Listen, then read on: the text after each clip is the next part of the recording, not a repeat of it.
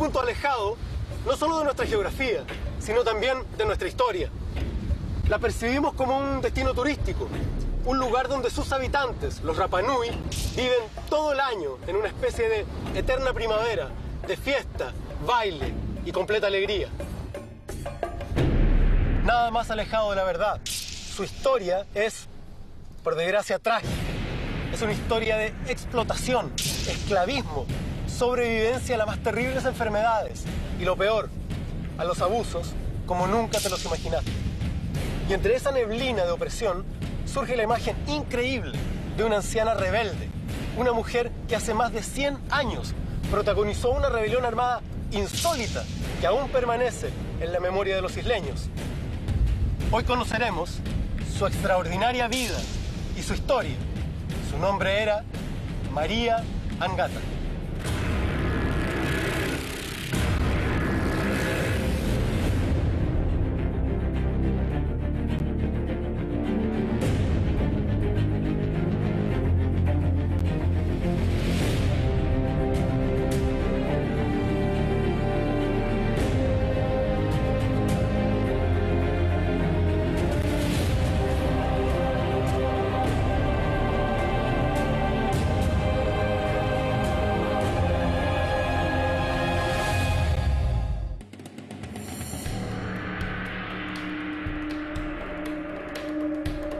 Hay, bueno, dos grandes décadas de la historia de Rapa Nui donde cambia todo. Barcos que salían del puerto de Callao, principalmente en Perú, vinieron encargados por hacendados de allá de Perú para buscar esclavos. Y desde los occidentales para adelante, la línea cayó así, porque la cantidad de muertes por enfermedades, las personas raptadas y la pérdida del conocimiento verdaderamente antiguo de la cultura también se fue.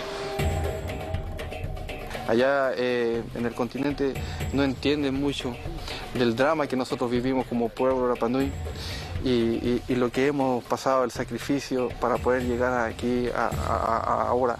El gran problema fue que la colonización chilena no funcionó. Entonces, bajo esa lógica, su única posibilidad era concesionar. El pueblo Rapa Nui pasa a ser un pueblo esclavo de estos empresarios.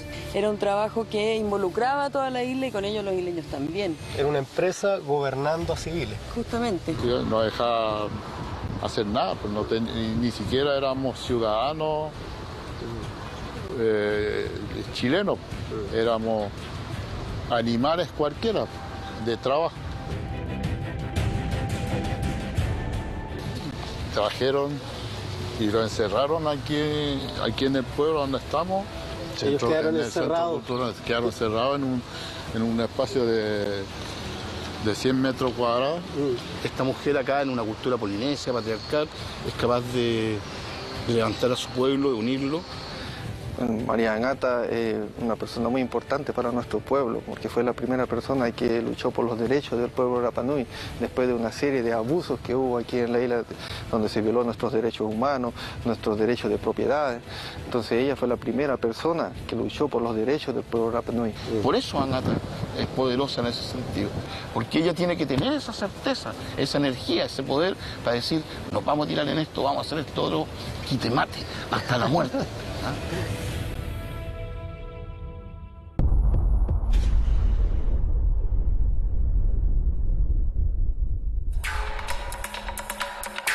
Isla de Pascua, o Rapa Nui, como deberíamos comenzar a llamarla, está bastante más lejos de nuestra costa de lo que imaginamos. A prácticamente el largo de un Chile completo, hacia el corazón de lo más profundo del Océano Pacífico. Es uno de los lugares más alejados de otro lugar habitado en todo el planeta. Declarado Patrimonio de la Humanidad por la UNESCO en 1995. La isla de Rapa Nui fue el asiento de una cultura muy compleja y muy rica. Dominaba sofisticadas técnicas de navegación, tenía conocimientos astronómicos amplios y desarrolló técnicas de ingeniería como para levantar portentos como este, difíciles incluso para los técnicos de hoy. Pero lo más importante quizá es que desarrolló una escritura propia de manera espontánea, sin parangón en la Polinesia y en el mundo entero. Sí, Rapa Nui tuvo categoría de civilización y su aislamiento además contribuyó a que pudieran desarrollar una cosmogonía de mitos y leyendas muy complejo, de gran belleza. Un ecosistema cultural tan complejo, tan rico, como frágil. Una tierra a la que llegó un sagrado rey desde Jiva, influenciado por la visión de un sabio que le profetizó que el continente que habitaban se hundiría y que su destino estaba allá lejos, en el océano, en la isla Rapa Nui. Estamos en Playa Anaquena y en ese horizonte infinito, desde allá, se acercó el origen mítico de Rapa Nui, el gran Hotumatua, que es el que llega a la isla, ¿no? Pero cuéntanos tú, Cristian. Bueno, Hotumatua es la figura legendaria, padre fundador de la isla. Tiene que haber sido un líder polinésico de la Polinesia Oriental que tenía desarrollada la navegación de largas distancias, más o menos al mismo nivel que la navegación europea en el siglo XVII, XVIII prácticamente. Esto era algo usual para los pueblos de la Polinesia, ¿no? Claro, la exploración del océano para ellos era algo, era su forma de experimentar el mundo, era su forma de experimentar el universo. Ellos no entendían el mundo como tierra, ¿ya? Para ellos el planeta estaba hecho de agua y había pequeñas, por aquí, por allá, tierras, lugares donde detenerse. Separadas. Claro, lugares donde detenerse. Démonos un salto más o menos importante. Lleguemos al siglo XVII y al siglo XVIII. La isla vivía en completo aislamiento, sí, y se encuentra con estos marcianos, con este aterrizaje extraterrestre, claro, que son los occidentales. ¿Qué pasó? Sí. Bueno, ahí hay una disrupción, hay un cambio, hay una ruptura. Siempre me parece que 1722 marca un hito que divide inicia la última etapa de la historia larga de Rapa Nui. Es la llegada de los holandeses, ¿no? Claro, 5 de abril de 1722, domingo de Pascua, y por eso le pusieron en holandés Isla de Pascua, y que luego se tradujo a todos los idiomas y quedó en todos los mapas como Isla de Pascua. En 1862 llegó hasta esta misma caleta, acá en Angaroa, un barco que cambiaría el destino de la isla para siempre. Si bien las visitas habían comenzado en el siglo XVIII, fue a partir del XIX que comenzaron a hacerse muy poco gratas. Barcos balleneros que raptaban Rapa Nui, por ejemplo. Pero esta expedición parecía diferente. Traían regalos y señales de buena voluntad. Incluso los Rapa Nui bajaron en masa a recibirlos. Pero fueron rodeados, golpeados y secuestrados en un evento que marcaría el inicio del fin de toda una civilización. En la década de 1860 se produce el golpe final al antiguo orden isleño. El fin de las antiguas estructuras políticas, el fin de la antigua territorialidad, el fin de las antiguas prácticas y creencias espirituales, y una crisis demográfica que lleva a una reducción de la población a un porcentaje mínimo de la que era anteriormente. Y eso tiene que ver con estas incursiones esclavistas hacia la isla, que ocurrieron durante un lapso relativamente breve, en unos 10 meses, entre 1862, fines de ese año, y durante la primera mitad de 1863, en el que barcos que salían del puerto de Callao, principalmente en Perú, pero barcos de distintas nacionalidades, hubo barcos españoles, barcos chilenos también involucrados en esto, vinieron encargados por hacendados de allá de Perú para buscar esclavos a Polinesia, no solo aquí, sino que a Polinesia Oriental en general. Acá esta isla fue la más afectada porque era la que estaba más cerca, y en estas incursiones esclavistas lograron secuestrar alrededor de 1.400 personas de una población que se había estimado poco antes en 4.000, más o menos. Y esas 1.400 personas que fueron llevadas hacia Perú fueron llevadas bajo la lógica de esclavos, mano de obra, gente fuerte, polinésica, grande, pero gente muy vulnerable a las enfermedades porque vivían en una isla. Entonces, llegando allá, no solo los polinésicos de acá, los de las otras islas también padecieron enfermedades allá, y principalmente el brote de viruela de 1863, que afectó principalmente a los polinésicos, ¿ya? Que, bueno, finalmente terminaron inundando los hospitales allá en Lima y en otras zonas de Perú. Y bueno, a raíz de eso el gobierno peruano tomó cartas en el asunto y envió de regreso a los poquísimos sobrevivientes que había. Ahora, con respecto a eso, No se llevaron a cualquier Rapa Nui, ¿no? No. O sea, lo principal era llevar gente que pudiera trabajar. Eso era lo ideal. Pero aún así obtenían recursos de llevar personas, niños, mujeres, ancianos, también algunos se pudieron llevar. Pero entre ellos, claro, se fue la gente que sabía mucho, por ejemplo, los Maori Rongorongo, expertos en la escritura antigua, se llevaron al Ariki Kaimakoi, y a su hijo, el príncipe Maurata. Creo que el destino de esos asaltos de los barcos esclavistas, que no fueron pocos los que llegaron a la isla, fue no solamente llevarlos a las guaneras, sino que también a las haciendas algodoneras. Y en esas haciendas había capitales chilenos, y también los había en los barcos esclavistas.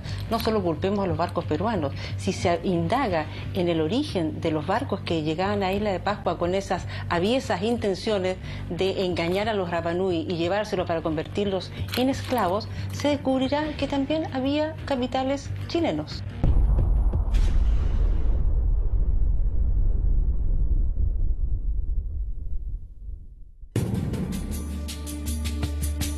La primera gran tragedia del pueblo Rapa Nui fue el descabezamiento de su frágil estructura social al llevarse a la nobleza dirigente y a los sabios. Toda la escritura, la astronomía, la ingeniería, todo el conocimiento acumulado durante 1500 años por esta civilización única en el planeta se perdió de una sola vez, trabajando como esclavos y muriendo a 3000 kilómetros de distancia en las guaneras del Perú, dejando a un pueblo abandonado, sufriendo con las enfermedades un nuevo y terrible golpe.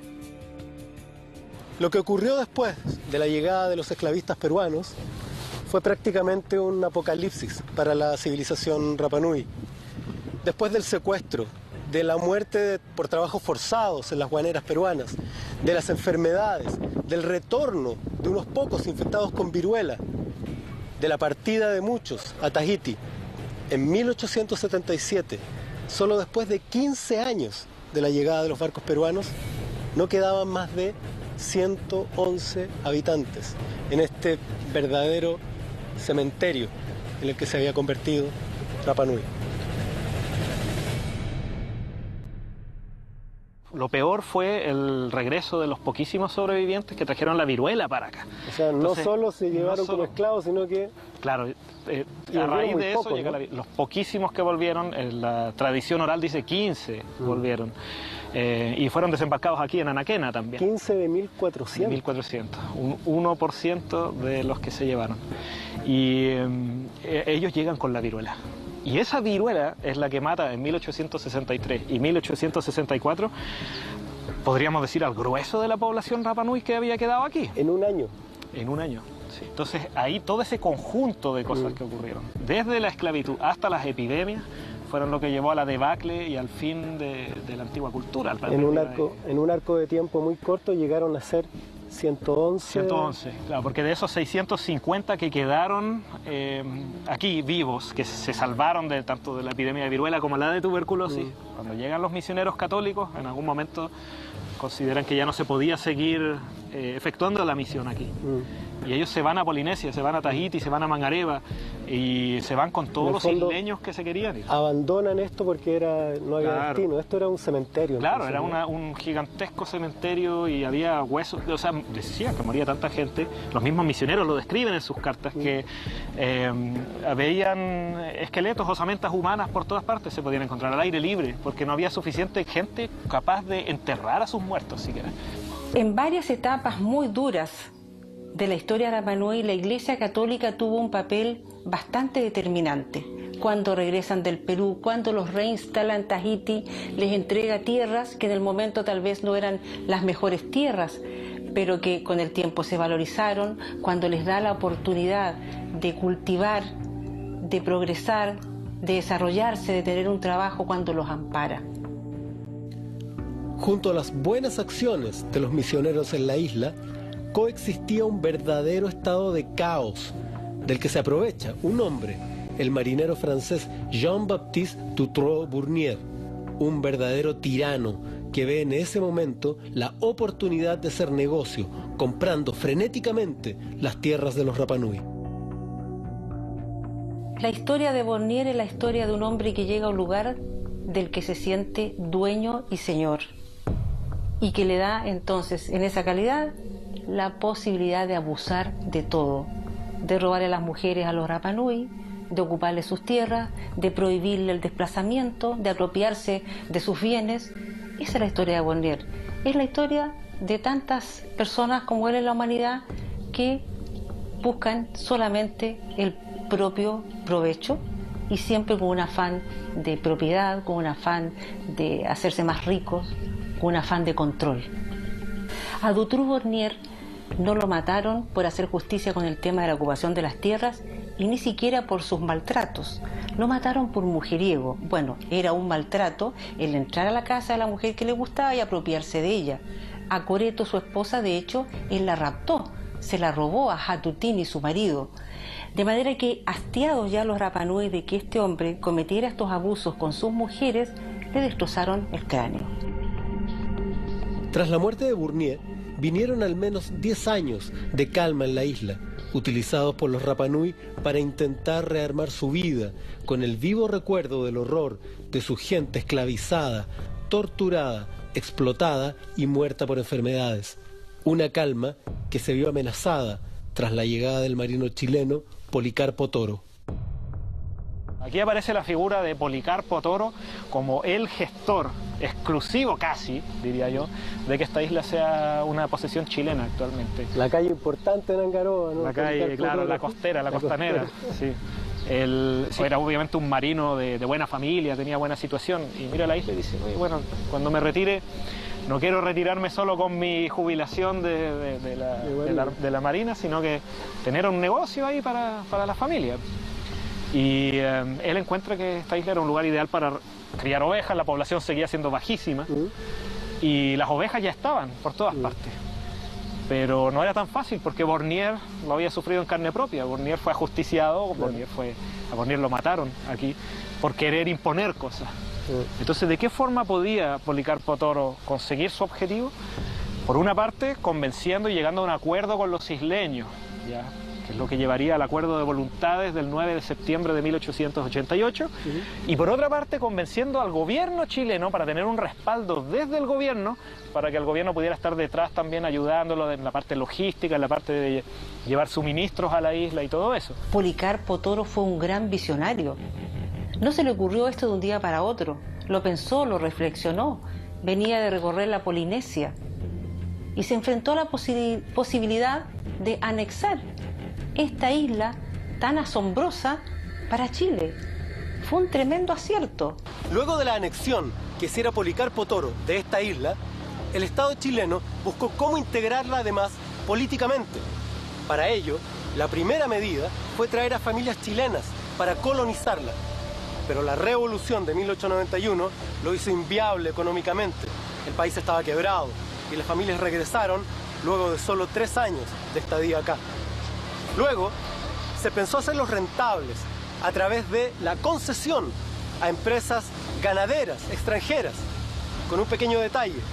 Al parecer no se les informó que acá habían habitantes desde hace más de 1500 años.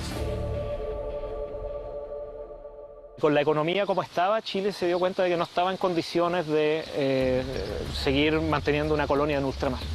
Entonces, bajo esa lógica, su única posibilidad era concesionar. Y que es lo que se hizo también en otras partes en el sur de Chile. Se entregaron regiones completas. Regiones completas. Y acá, claro, la isla. Entonces, bueno, hay una isla ya, es chilena, y ¿quién quiere? Pues vengan. Y ahí aparece uno de los pocos, si no el único interesado, Enrique Merlet. Y bueno, y eso fue lo más nefasto para la isla. Merlet ocupa un territorio, emplea a los Rapanui, les paga salarios bajos y comienza el maltrato incluso físico.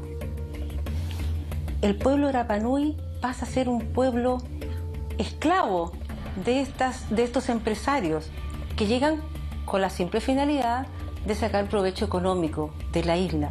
A esas alturas, los Rapanui habían perdido el control de su isla.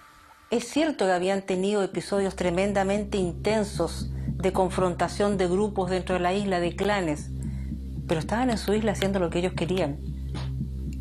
Y cuando llegan estos extranjeros, Mellet era en realidad hijo de un porteño avecindado aquí, de un francés.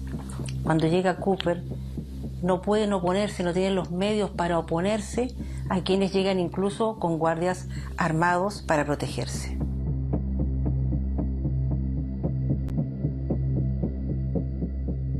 Mellet inmediatamente se toma toda la isla, agarra a toda la gente donde vivía en cada lugar, cada tribu en su lugar, como por ejemplo de Anaquena, de Poique, Baijú, Otuiti. Sufrieron una forma de esclavitud, de trabajo forzado. Sufrieron. Hubo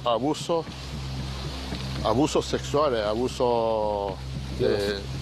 claro, y también abuso de poder, haciendo trabajar como esclavos a las personas. Mellet empieza esto de hacinar a los isleños, de dejarlos encerrados en el gueto de Hangaroa, pasa a ser un gueto Hangaroa, con un muro, una pirca altísima que rodeaba Hangaroa y tres puertas que permitían cruzar hacia afuera, pero solamente la gente que Mellet autorizaba. Mellet llegó con guardias del continente y todo eso. Pero de a poco la compañía se dio cuenta de que así tampoco podía funcionar. Hubo varias impugnaciones a la compañía, hubo un par de revoluciones menores en esos años. Hubo una importante que fue la del rey Simeón Liro Caínga, que trató de viajar a Valparaíso a protestar ante el gobierno chileno. Oye, no es lo que nosotros acordamos, nos están encerrando en Hangaroa. Pero allá muere envenenado por agentes de la compañía explotadora en Valparaíso. Durante la administración de la compañía, los Rapa Nui debieron seguir sufriendo de indignidad y opresión.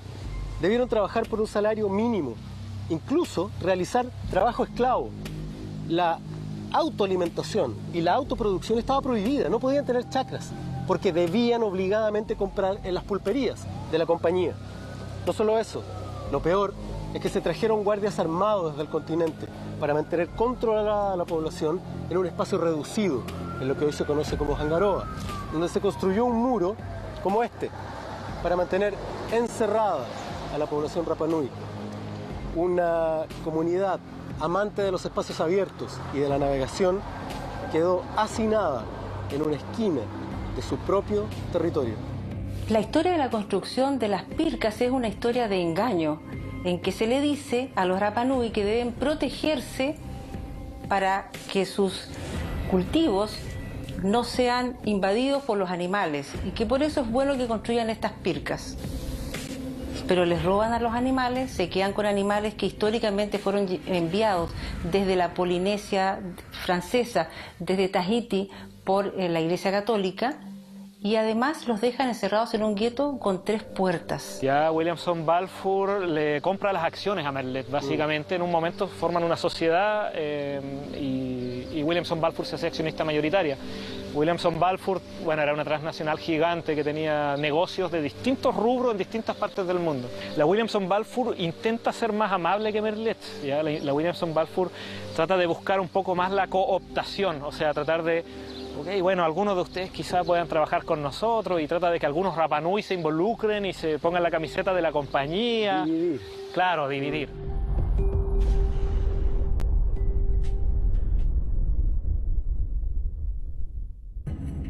Nos movilizamos hacia una de las instalaciones que tenía la compañía para la explotación de ovejas, un lugar al que tenían acceso muy pocos Rapa Nui, solo los que trabajaban para la compañía.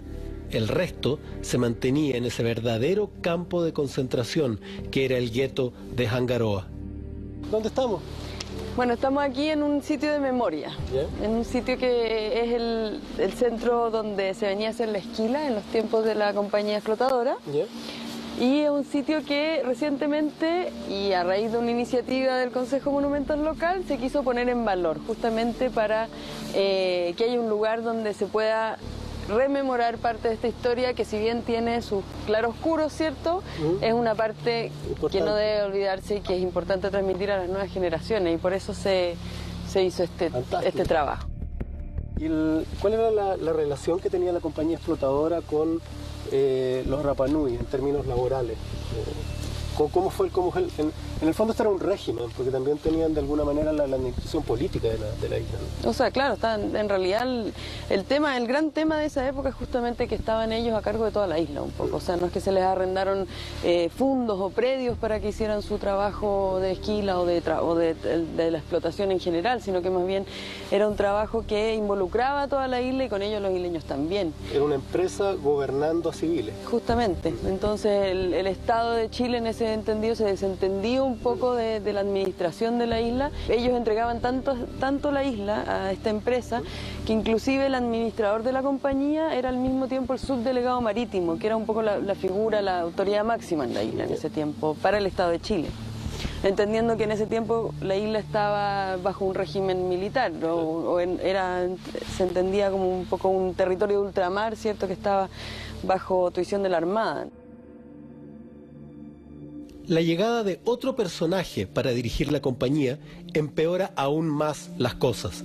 Horacio Cooper es un nombre que aún se recuerda en la isla. Castigaba a hombres y mujeres con latigazos o amarrados por días, sin agua o comida, a un tronco en la vía pública. Las mujeres Rapa Nui eran obligadas a participar solas en fiestas con los funcionarios de la compañía, bajo amenaza. Los abusos sexuales se convirtieron en una constante. La miseria y la desesperación cundían. Y un último estertor de rebelión estalló contra Cooper alrededor de 1902. Pero la goleta Baquedano vino en auxilio del administrador, restituyendo el orden a punta de fusiles. Solo hacia 1906 aparece una figura un poco más conciliadora: Henry Percy Edmunds. Era como, digamos, un hacendado capataz de estos como buena onda, ¿sí? Como esos patrones de fondo amables, ¿ya? Pero patrones al fin. Y bueno, Henry Percival Edmunds fue parte, o la comunidad intentó domesticarlo a él. O sea, es un juego de poder, ¿ya? El que se efectúa.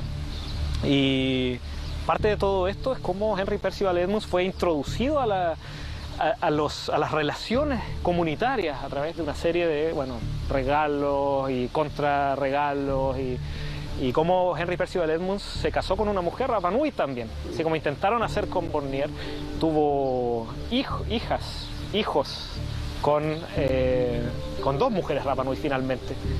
Y de esa manera intentaron, ya, bueno, Henry, tus hijos también son parte de la comunidad, entonces tienes que ser un poco más amable. El nivel de depresión que vivían los Rapa Nui era tremendo. Sin poder elegir a sus dirigentes, sin derechos, explotados, disminuidos y ocupados militarmente.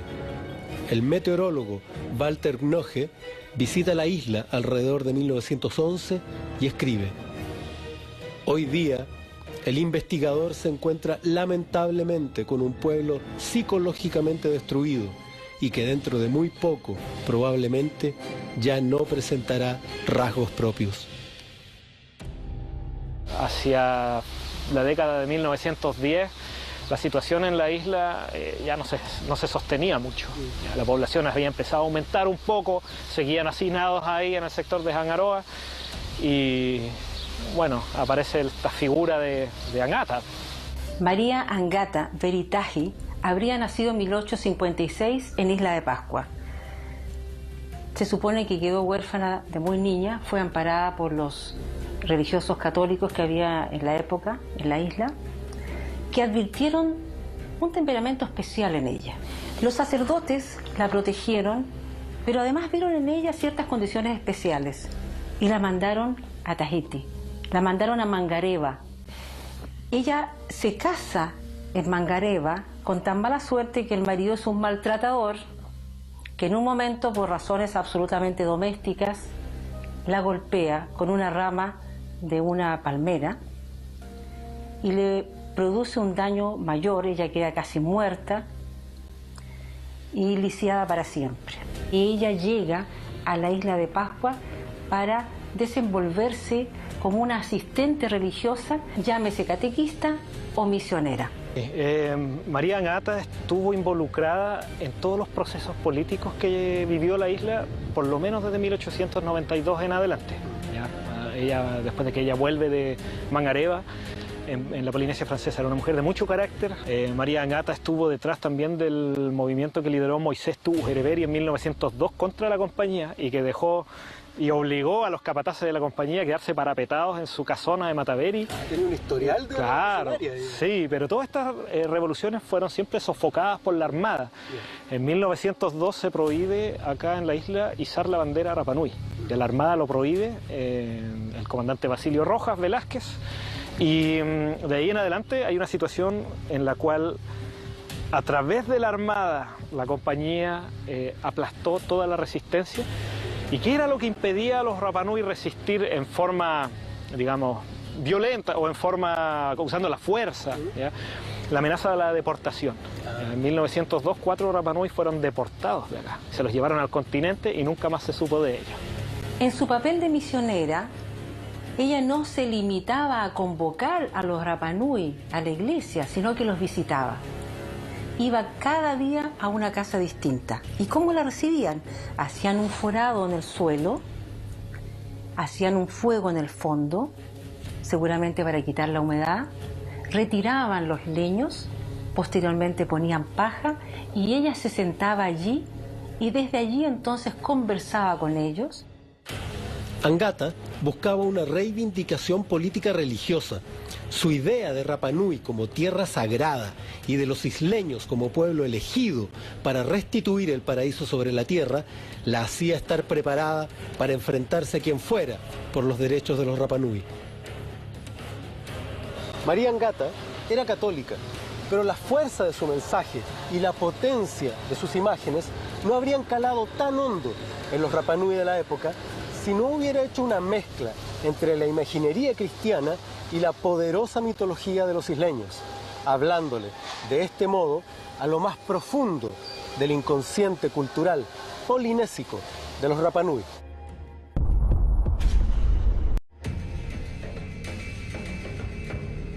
Por eso Ngata es poderosa en ese sentido, porque ella es capaz de ver eso y hacer que esta creencia extranjera, ¿no es cierto?, este Dios crucificado, sea el símbolo de la rebelión, de decir, no, porque en esta religión dice que Dios es el que nos da la comida a los humanos.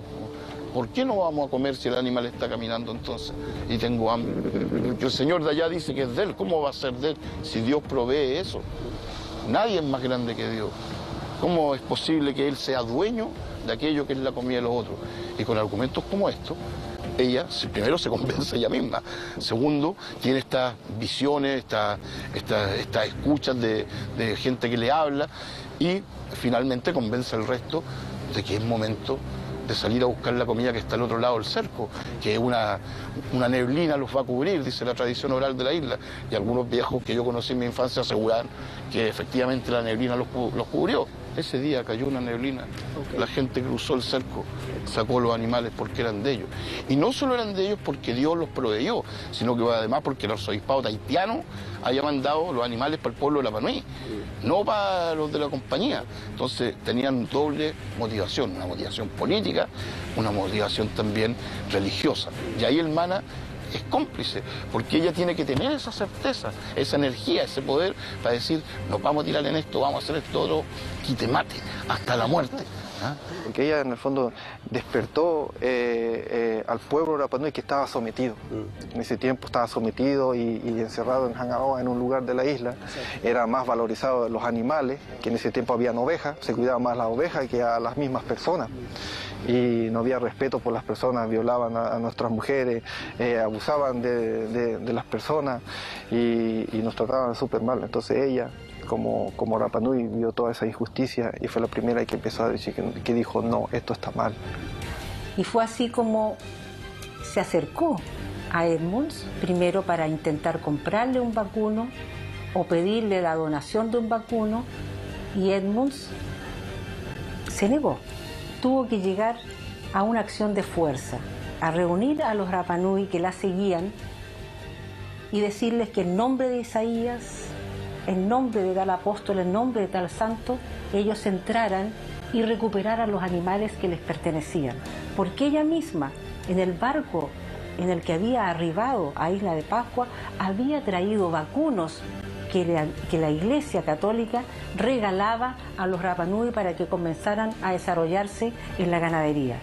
María Angata les pide que entren a los dominios de Mataveri y de la compañía a recuperar lo que les pertenecía, porque tenían que hacer un tutía, que era un sacrificio a Dios, presentar un sacrificio a Dios. María Angata, bueno, ella dice que ella soñó con Dios que tenía que hacer algunos sacrificios con animales y mandaron a buscar animales y lo hicieron sacrificio, mataron ahí en la iglesia. Esta anciana encorvada, de cabello largo y voz potente, agitaba su rosario y le gritaba a una pequeña multitud alrededor de una fogata. A su alrededor, jóvenes Rapa Nui armados de lazos contenían a sus caballos esperando la orden. María Angata levantó su brazo hacia el más joven y comenzó a ordenarles arrancar uno por uno. La pequeña mujer comandaba una revolución mística, un levantamiento apocalíptico que mezclaba tradiciones polinésicas, imaginería cristiana y reivindicaciones políticas con visiones proféticas, sueños premonitorios y armas.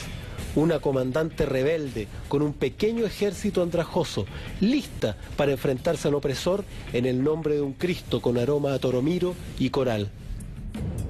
Conectaba todo esto de la doctrina cristiana, de alguna forma lo conectaba mezclándolo con toda la tradición religiosa antigua polinésica. Ya ella no era una cristiana estricta, apostólica romana, sino que ella tenía un sincretismo religioso muy fuerte y que pegaba mucho más fuerte acá que lo que pudiera decir un sacerdote que viniera de otro lugar, ¿ya? Entonces así fue como Angata, a través de discursos sumamente incendiarios que le vinieron desde una epifanía que en algún momento tuvo, empezó a atraer a gente de la comunidad y sobre todo gente joven, ¿ya? Y gente muy dinámica, Daniel Teave, Carlos Teao, que eran personas que ya tenían como esa idea revolucionaria a ver, hay que cortar con la compañía de alguna forma, pero ¿cómo? ¿Ya? Y ellos hasta cierto punto tomaron el discurso de Angata para llevarlo hacia el fin revolucionario. Entonces en torno a ellos se empieza a articular, en torno a ese discurso apocalíptico, milenarista, incendiario, sí. Un grupo de jóvenes. Sí, bueno, la acción fue básicamente pasar por alto todas las restricciones que la compañía había impuesto al pueblo Rapa Nui, liberarse del gueto que estaba allá, el muro dejó de ser significativo y los Rapa Nui que trabajaron para la compañía también fueron cómplices en esto. O sea, había algunos Rapa Nui que trabajaban para la compañía pero que hicieron la vista gorda, porque ellos también obviamente dijeron, este es nuestro pueblo, entonces, bueno, la compañía dirá una cosa, pero tenemos que cuidar los intereses de nuestra gente. Entonces cruzan la frontera, se llevan ganado, ovejas, vacunos también. Estos eran piquetes a caballo, ¿no? Sí. Los soldados de Angata eran piquetes a caballo de jóvenes. Jóvenes desde 14 años en adelante, muy jóvenes, sí. A medida que los jinetes arrancaban hacia el horizonte, ella los iba rebautizando con los nombres de santos bíblicos. Tú eres Daniel, tú te llamarás Isaías, tú eres Josué. Les gritaba apuntándolos, convirtiéndolos ritualmente en un ejército de santos que robarían los animales prohibidos de la compañía. Ella les decía que luego de tantos años encerrados como ganado tras un muro en Angaroa, podrían hablar su idioma sin restricciones, cortarse el pelo como quisieran y recuperar el mundo quebrado que se les oxidaba a la sombra de los moáis caídos. La razón que les dio fue alucinante. En los últimos días se habrían desatado grandes cataclismos en todo el planeta. Muchos barcos se habían ido a pique, incluidos la Baquedano y otros buques chilenos. No solo eso, Chile y otros países se habían hundido bajo una nueva forma de diluvio universal. Pero Jehová había reconocido a los pascuenses como su pueblo y había salvado a la isla. María Angata, la anciana que había cruzado el Océano Pacífico 2 veces, la catequista de mirada magnética y voz profunda, acababa de desatar la guerrilla de liberación más extraña de la historia de nuestro país. Una que duró solo 37 días, pero que cambió a la isla para siempre.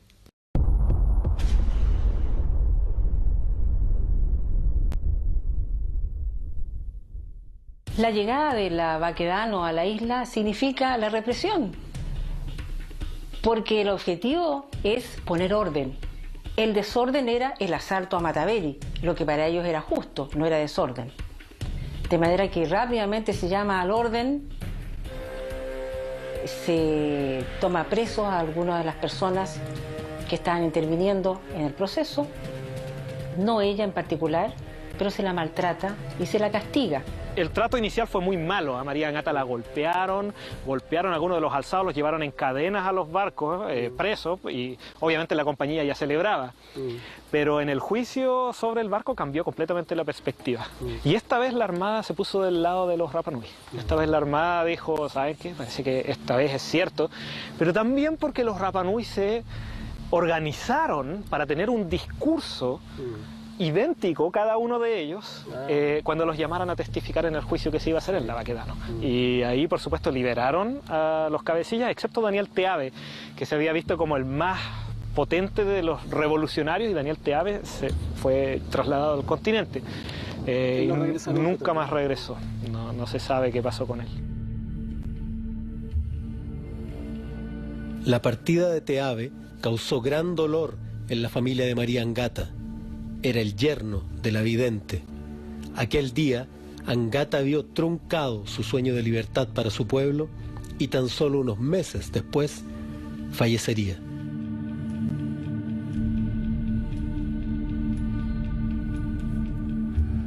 Angata murió al año siguiente, se retiró un poco de lo que había ocurrido, era una mujer ya bastante anciana, y al año siguiente fallece, fue enterrada al lado de donde está actualmente el gimnasio Coro Painacori. Pero fue una despedida opaca en comparación con la que pudo merecer una mujer que el año 14 simbolizó el deseo de libertad y de terminar con una opresión a un pueblo que siempre fue libre de su destino hasta entonces. Después de esto, mejora un poco la condición de la Sí, isla. después de esto mejoró un poco por los juicios que hicieron, y yo creo que ahí por el año 1916, parece, 15 o 16, vino el obispo Edward. Claro. Y ahí como que él pidió al gobierno que esto hay que mejorar. Él cuando toma la tutela, cierto, espiritual de la isla, hace una denuncia bastante importante y que fue muy difundida en la prensa de la época. Sabemos que Edwards no era cualquier persona, digamos, en la sociedad chilena de la época, por lo tanto su denuncia fue ampliamente escuchada y fue repetida por la prensa, y su denuncia era grave. Su denuncia era de que la comunidad aquí estaba esclavizada finalmente a la compañía, que no tenía ni una caridad, ¿cierto?, ni una preocupación por la gente que aquí vivía, y por lo tanto, en realidad, esa denuncia empieza a hacer eco en la sociedad santiaguina de la época, ¿cierto? Y por lo tanto, eso provoca que se vaya un poco diseminando este mensaje de las condiciones paupérrimas las que tenían a la población. Con el tiempo, se fueron viendo los verdaderos frutos de la rebelión de María Angata, configurándose un nuevo orden y una nueva mentalidad para toda la isla y sus habitantes. Todo cambia cuando la compañía se va. Entonces se pierde ese orden triangular y hay un orden ya de dos partes enfrentadas, que son solo Estado y pueblo Rapa Nui. Y este orden ya no era simétrico, porque el triángulo permitía cierto juego de poder, pero ahora ya deja de ser simétrico y pasa a ser Estado arriba, vía armada. Hay un régimen militar acá en la isla, desde el 53 hasta el 66, y el pueblo Rapa Nui debajo. Y de ahí seguimos siendo igual, sin derecho a estudiar, no dejaba viajar para ir a... no dejaba hacer nada, pues ni siquiera éramos ciudadanos chilenos, éramos animales cualquiera de trabajo para ese tiempo. Así que igual Igual hubo muchos abusos de poderes de la Armada en ese tiempo.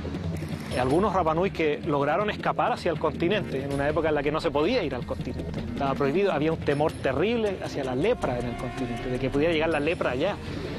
Entonces muchos se escaparon y escondidos en barcos se fueron para allá y allá aprendieron de cómo era el mundo en el continente. Y algunos de ellos volvieron y dijeron, ¿sabes qué? En el continente es completamente diferente, allá la gente tiene una cosa que se llama derechos civiles, ¿ya? Y acá no hay nada de eso. Entonces hay que resolver esto aquí. Mientras la isla fue gobernada por la Armada, los Rapa Nui siguieron sintiendo el peso de su falta de derechos y ciertas formas de abuso. Surge entonces la figura de Alfonso Rapu, un carismático líder que lograría reivindicar los derechos civiles básicos de los Rapa Nui en un nuevo levantamiento. Entre 1964 y yo diría hasta 1967 se genera este movimiento por los derechos civiles del pueblo Rapa Nui, cuya cara visible, cuya punta de lanza, cuyo ícono es Alfonso Rapu Jaoa. Yo en mi documental entrevisto a Alfonso y él lo cuenta diciendo que de un día para otro se vio trasladado al continente donde no hablaba ni castellano, se demoró un año a aprender el castellano y después estudió para ser profesor normalista, vuelve convertido en profesor e inicia una revuelta silenciosa, pacífica, de juntar a la gente para conversarle sobre los derechos, de ir para allá, para acá, de hacer pequeñas cosas, no tirar una piedra ni nada de aquello. Cuando él vuelve como profesional, ¿cierto? Como profesor normalista, empieza a trabajar en la escuela y bueno, y generan una serie de movimientos, cosas normales, digamos, conjuntos de folclore, hicieron un grupo de scout, también tengo entendido, alfabetización de adultos y de, bueno, obviamente las clases para los niños y niñas. Pero entonces, todo esto como que ya empezaba a generar un poquito de sospecha dentro de las autoridades de la época, no lo tenían en buena estima. Él fue capaz de generar una sinergia tal, también con la anuencia, un montón de mujeres que se escapan siempre en la historia, que lo apoyan y que lo llevan y que lo cuidan y que lo resguardan y lo protegen, hasta que logra su cometido, que es hacer que los Rapa Nui seamos chilenos. Nosotros somos chilenos recién en 1966, ni un día antes, ¿ah? Y eso es bien extraordinario hacérselo notar al resto de los compatriotas, porque a veces como que se le olvida a la gente, ¿no? Nosotros formamos parte, no el territorio, los Rapa Nui, formalmente somos chilenos, con los mismos derechos de todos los otros, los mismos derechos a que nos gobiernen mal, a tener políticos ineptos, los mismos derechos, igual que todos los otros, recién en el año 1966.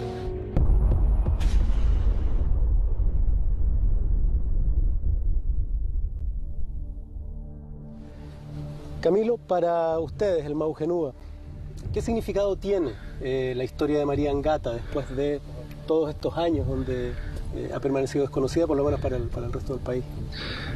María Angata es una persona muy importante para nuestro pueblo, porque fue la primera persona que luchó por los derechos del pueblo Rapa Nui, después de una serie de abusos que hubo aquí en la isla, donde se violó nuestros derechos humanos, nuestros derechos de propiedad. Entonces ella fue la primera persona que luchó por los derechos del pueblo Rapa Nui.